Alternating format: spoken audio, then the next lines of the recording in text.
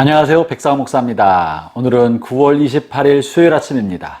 오늘도 변함없이 하나님의 말씀과 함께 하루를 시작하는 여러분 모두에게 좋으신 하나님의 복되신 은총이 함께 하시기를 바랍니다. 오늘 전 하나님의 말씀은 사무엘하 6장 12절부터 23절의 말씀인데요. 오늘 본문에서는 드디어 다윗이 법궤를 예루살렘 성으로 모셔옵니다. 다윗이 오랫동안 법궤를 사모하고 하나님의 임재를 사모하고 주님과 가까이 있고 싶어서 법궤를 모셔오고자 하였지만 아비나답의 아들 우사의 죽음으로 인하여 두려움을 느껴서 한동안 이것을 멈췄습니다. 아마도 석 달가량 그렇게 한 것 같아요. 그러나 하나님이 그 석 달 동안 오베데돔의 집에 축복하신 것을 보면서 다윗은 얼른 나아가서 다시 법궤를 모셔오고자 하였습니다. 놀라운 사실은 그동안 그 전에 처음 모셔올 때는 블레 사람들 했던 방법을 그대로 도입해서 수레에다가 법궤를 모셔왔지만 석 달이 지나면서 아마도 다윗은 하나님의 말씀을 반복해서 읽지 않았을까 싶습니다.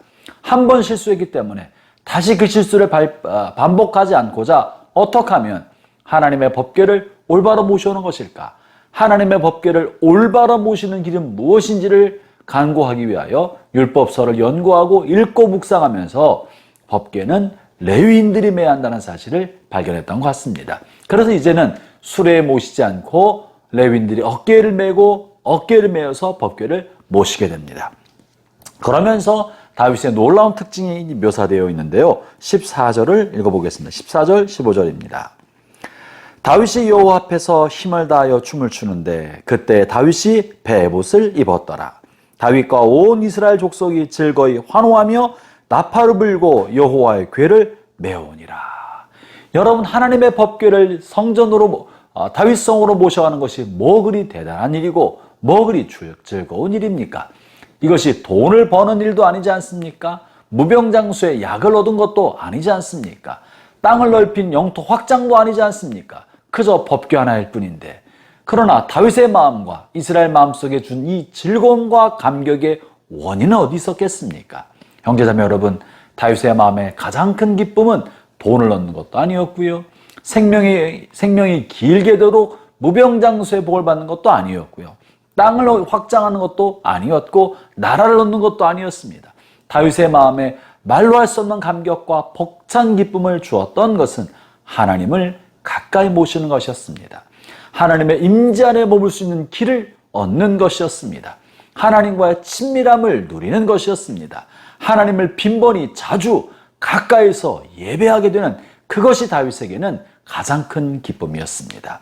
이전에는 법궤를 보기 위하여 멀리 가야 했고 하나님의 임재의 성소에 가기 위해서 멀리 가야 했지만 이제는 하나님의 임재를 상징하는 성막과 성전을 다윗성 안에 두므로 다윗은 언제든지 하나님 앞에 나아가 예배드리고 하나님의 법궤 앞에 무릎 꿇고 주님과 더 친밀한 사귐을 할 수 있는 길을 얻게 된 것이에요. 이것을 생각하면서 다윗은 큰 감격, 큰 말로 할 수 없는 벅찬 기쁨을 누리게 된 것입니다. 그래서 법궤가를 모셔갈 때 이것을 생각하면서 너무 좋아서 춤을 추고 노래하고 하나님 앞에 큰 소리로 찬양하였던 것이죠. 사랑하는 형제자매 여러분, 여러분의 삶의 큰 기쁨은 무엇입니까? 연봉이 올라간 것입니까? 좋은 집을 얻는 것입니까? 아파트가 당첨되는 것입니까? 저는 여러분의 삶의 큰 기쁨이 주님을 가까이에서 예배할 수 있게 되는 것이 되기를 바랍니다. 어떻게 하면 그렇게 될 수 있겠습니까? 가능하면 성전 가까이에서 살기를 바랍니다. 출퇴근하고 오고 가는 길에 예배당에 들렸다 가고 또 시장 가는 길에 들리고 지나가는 길에 들리고 어디든지 가는 길에 잠시 잠깐 성전에 들려서 잠시 잠깐 눈을 감고 주님 임재 가운데 머무는 그 시간을 갖는 것, 빈번히 주님 앞에 나갈 수 있는 기회를 얻을 수 있도록 성전 가까이서 사는 것이야말로 큰 기쁨이요, 다윗이 누렸던 벅찬 감격이었던 것입니다. 아울러 다윗이 자신이 누렸던 이 감격, 하나님을 가까이 모시게 된 말로 할 수 없는 기쁨을 어떻게 표현했습니까? 춤을 추면서. 그런데 이 벅찬 감격을 알지 못했던 다윗의 아내 미갈은 왕이 춤추는 것을 보고 왕을 비난하였습니다.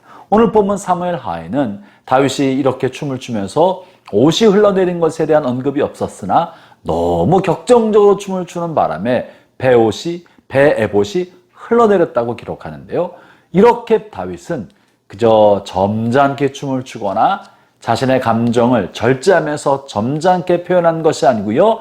그 기쁨을 벅차게 부풀어오는 풍선처럼 터질 듯한 감격을 그저 거침없이 격동적으로 하나님 앞에 표현했던 겁니다. 그것이 다윗에게는 춤이었었고 격한 춤이었던 거죠. 형제자매 여러분, 저는 본문 말씀을 묵상하면서 오늘날 우리 믿음의 백성들이 잃어버린 것 중에 하나가 하나님 앞에 순수한 아이처럼 순수한 아이가 되어서 우리 안에 있는 감정을 하나님 앞에 쏟아놓는 것을 잃어버려가고 있는 건 아닌가 생각이 됩니다. 형제자매 여러분, 어린아이는 기쁠 때나 슬플 때나 그저 엄마 아빠 앞에 자신의 감정을 있는 그대로 드러냅니다. 왜 그렇습니까? 엄마 아빠한테 감정을 있는 그대로 드러낼 때 다른 사람은 몰라도 아빠와 엄마는 있는 그대로 품어주니까 좋아하면 더 크게 좋아해주고 슬퍼하면 함께 울고 어루만져 주기 때문에 부모님 품에서 감정을 표현하는 것은 부모님과 교제를 그리고 사랑을 나누는 방법이 되고 위로받고 힘을 얻고 그리고 기쁨은 2배가 되는 길입니다. 그러므로 형제자매 여러분, 하나님이 여러분에게 베푸신 은혜를 가지고 하나님 앞에서 기쁨의 감격을 마음껏 표현할 수 있게 되기를 바랍니다. 힘들고 슬프고 마음이 어두울 때 있는 그대로 하나님 앞에 눈물을 흘리며 표현할 수 있게 되기를 바랍니다. 마음에 있는 감정을 사람들에게 쉽게 표현하는 것은 때로는 성숙하지 못하고 체면을 구기고 또 관계를 어렵게 만들 수 있지만, 그러나 하나님 앞에 우리의 감정을 있는 그대로 표현하는 것은 하나님과의 사귐이 깊어지는 길이요 하나님을 사랑하는 방법의 하나가 되는 것입니다. 미갈이 이렇게 아내 미갈이 다윗을 조롱했지만 다윗은 그 미갈 앞에 이렇게 말합니다. 오늘 본문 20절 21절에 이렇게 있는데요. 21절 다윗이 한 말을 들어볼까요? 다윗이 미갈에게 이르되 이는 여호와 앞에서 한 것이라. 그리고 20 후반부에는 내가 여호와 앞에 뛰놀리라. 미갈은 다윗을 조롱하면서 왕이 어떻게 신복의 계집종 앞에서 이렇게 벌거벗은듯이 춤추고 노래할 수 있습니까? 비난했지만 다윗은 내가 사람들 앞에 춤추고 나의 감정을 표현한 것이 아니라 하나님 앞에 그랬다. 나는 하나님 앞에서 뛰놀 것이다 라고 고백합니다. 형제자매 여러분, 우리의 마음이 이런 다윗처럼 사람들의 눈치와 사람들의 이목에 우리 마음을 힘들게 하지 않고 사람들의 이목을 맞출 것이 아니라 하나님만 바라보는 깨끗한 마음과 어린아이 같은 순수한 마음을 회복하기를 바랍니다. 신앙의 연수가 깊어져 가고 우리의 감정이 때로는 인간관계 안에서 어려움을 유발한다는 것을 배우게 되면서 우리는 나이를 먹어갈수록 감정을 숨기는 법을 배우고 살아가는지 모릅니다. 그러나 하나님 앞에서는 어린아이처럼 있는 그대로 우리가 힘들어서 힘들다고 말하는 것을 하나님은 싫어하지 않으십니다.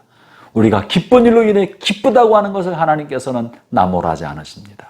우리가 한 살 한 살 나이가 먹어갈수록 특별히 중년을 지나는 사람은 우리의 감정이 메말라가지 않도록 우리의 감정이 너무 딱딱해지지 아니하도록 하나님 앞에 아이처럼 순수한 마음과 순수한 감정을 드러내면서 겉사람은 성숙하여 절제할 줄 아는 품위와 인격을 갖추지만 속사람은 더 어려지고 더 순수하고 깨끗해져 가도록 자기 자신을 부단히 자신을 깨뜨려야 할 것입니다. 형제자매 여러분, 오늘 하루 지내는 동안에 하나님 앞에 머물 때 여러분의 감정이 하나님 앞에 드러나고 아이처럼 되어가기를 바랍니다. 기도하겠습니다. 하나님 아버지 감사합니다. 우리는 하나님 앞에 한없는 어린아이인데 하나님 앞에서 어른인 척하지 않고 깨끗한 마음과 순수한 마음으로 하나님 앞에 우리의 마음을 있는 그대로 아뢰고 주님의 품 안에 머물고 주님과의 사랑의 나눔을 할 줄 알게 하여 주옵소서. 예수님 이름으로 기도합니다. 아멘.